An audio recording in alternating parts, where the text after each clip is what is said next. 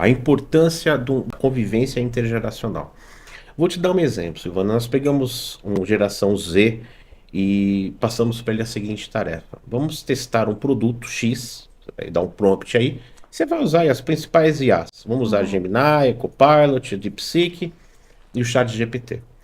Provavelmente sairão 4 respostas ali.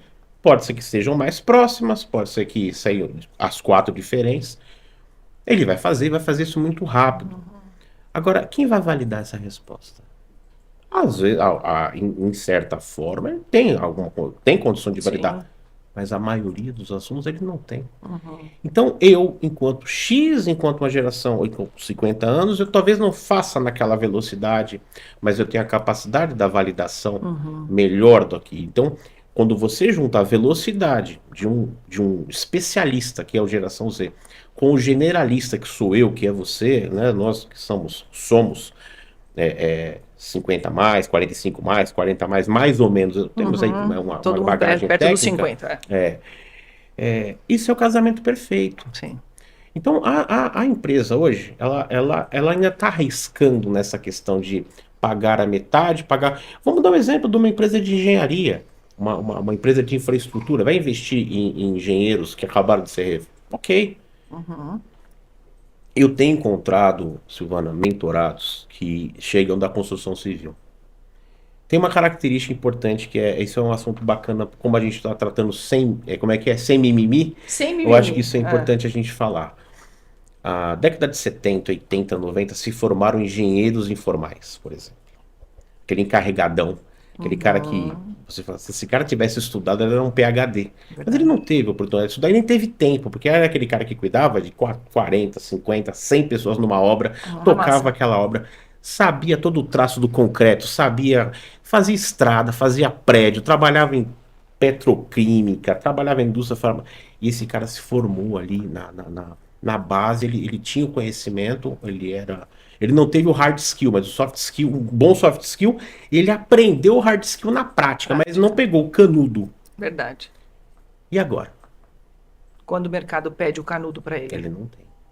Aí, olha como é que a gente faz com essa pessoa que chega pra gente, cheio de experiência, cheio de técnica, cheio de competências, útil, que não quer ficar parado de jeito nenhum. Isso não é nem tão financeiro, porque geralmente já está aposentado, que começou lá atrás no outro processo, já está aposentado. O que a gente fala para esse cara? Porque o mercado não vai abraçar, não adianta. Porque a gente está falando, quando a gente trata desse que faz o prompt, avalia o prompt, a gente entende que ele também já tem as formações técnicas necessárias para avaliar esse prompt. E esse outro que está no meio desse jogo, que também está no 50 a mais, eu tenho recebido pessoas assim. E aí? Vamos descartar? Não. Você é professor, você é mentor, mas aí temos que quebrar uma barreira. Precisamos quebrar uma barreira, a barreira dele. A barreira dele se aceitar em contas, ele se enxergar nessa situação. Sim, legal. Então é um outro. Eu acho que a gente está falando para muita gente aqui, eu acho que eu tenho certeza. Acho não, tenho certeza. Tem muita gente ouvindo isso e está pensando agora assim, é o meu caso. Então, a dica é essa. Prepare-se para ensinar. Prepare-se para mentorar. Porque a palavra consultor, conselheiro, mentor criou uma barreira muito grande e a pessoa que muitas vezes acha que ele não pode ser um consultor, não pode ser um mentor. Pode e deve. E é muito bom. Mas você precisa se colocar assim. Você precisa se oferecer no LinkedIn assim. E ele não se oferece. Ele quer voltar para qual cadeira ele tá buscando, ô Silvano? Ele quer voltar para aquela cadeira dele do gerente de obra. Escritório. Não, meu amigo. Desculpa, mas isso é cargo hoje. Hoje tem que ser engenheiro. Tem que ter uma pós-graduação. Tem que ter uma fluência em 2, 3 línguas. Você tem. É assim. É assim. Nós não vamos mudar esse sistema. E o sistema também não vai mudar. E tudo bem, é assim mesmo. Temos que evoluir. Então quem está aqui precisa se adaptar. Então, assim, eu já cheguei a receber, então eu vou voltar a estudar. Não dá tempo mais. Porque quando você terminar uma qualificação de engenheiro, você vai ser um engenheiro júnior, com a idade de um engenheiro sênior. Não combina. Só para ter um diploma não vale a pena. Troca a cadeira.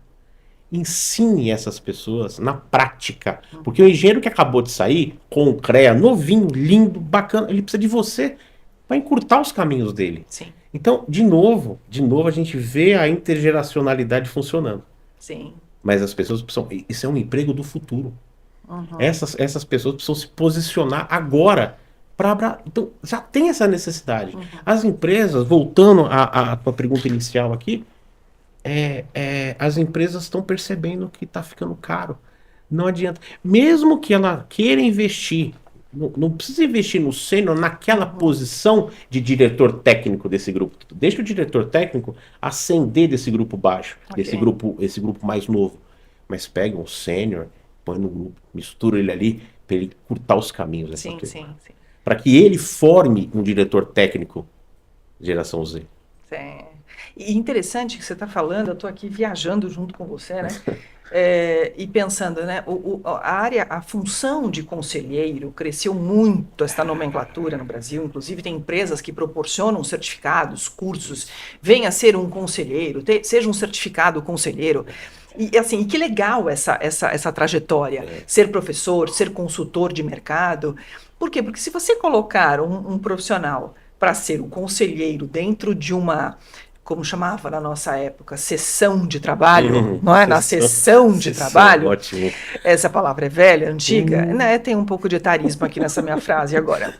É uma sessão, você vai entender assim, enquanto eles estão trabalhando, articulando, será que isso aqui vai dar certo? Não sei. Vamos no conselheiro? Vamos no consultor?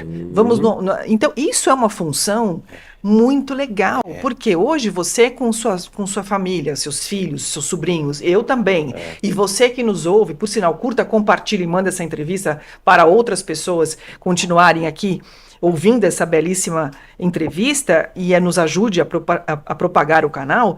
Quando os nossos filhos, sobrinhos perguntam alguma coisa, a gente fala, mas você não olhou a rota do risco.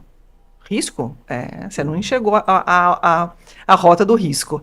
E as pessoas mais velhas, elas têm mais histórias para contar. Não são melhores e não são piores, elas só têm mais histórias para contar. E experiências. Então eu vou te contar uma história do risco. Então, aí você passa a contar aquela situação que gerou uma tarefa, que gerou uma ação e que gerou um resultado. Então, como que você ensina? Então, isso é muito legal. Você está trazendo para esse bate-papo, Jefferson, uma função para você que nos assiste, que eu estou com 60 anos, 58. E agora? Bom, você não pode, você tem uma bagagem enorme de conhecimento. Vamos divulgar isso aqui. Vamos ser professor. É isso. Né? E pode estudar, ok? Quer tirar seu diploma, tire. Mas enquanto até chegar, movimenta. Não vai procurar aquela cadeira. Não vai estudar para buscar a cadeira de engenheiro júnior com 60 anos. Não é isso. Você pode fazer por uma realização pessoal. Mas você trouxe uma questão que eu gosto de abordar bastante, Silvana, que é o conselheiro, né? O conselheiro, ele tem sido, assim como o consultor, assim como o mentor, criado como uma espécie de lorde, um barão, um lorde, uma pessoa que é um duque, pertence a uma nobreza. O cara formou-se um conselheiro. Ótimo, ótimo. Mas distancia ele das pessoas. Muito. Distancia ele dos grupos. O que a gente tem hoje? Pujante, hoje não, já há um bom tempo, carente de nós, o Jefferson, da Silvana, desse grupo. As startups. Quantas startups, você falou aí, me lembrei agora fazer essa relação, a questão do risco, né? Por que as startups surgiram? Porque eu meti a cara e eu falei, eu não quero saber. Porque quando a gente tem um projeto e uma ideia boa, Silvana, e você sabe bem disso, né? A gente é cercado de pessoas que querem dar pitacos, querem ter ideias melhores que a nossa, querem... Se for para botar a mão na massa, nada. Mas para dar opinião, gente, tá cheio.